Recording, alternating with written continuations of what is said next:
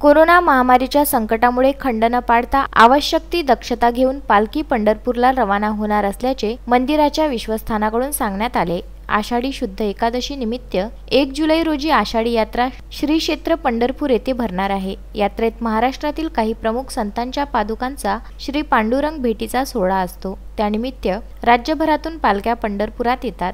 मात्र सध्या कोरोना महामारीचे संकट लक्षात घेऊन पालख्यांवर काही मर्यादा लावल्या गेल्या आहे। मात्र काही महत्त्वाच्या पालख्यांना योग्य ती दक्षता घेऊन पालखी पंढरपूरला आणण्यासाठी शासनाने मान्यता दिली आहे।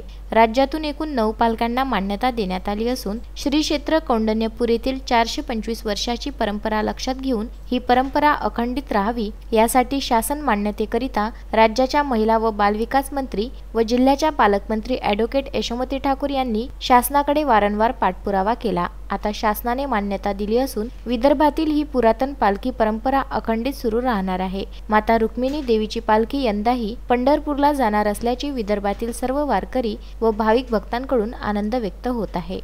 रामचंद्र मुंदाने, विदर्भ न्यूज, तिवसा।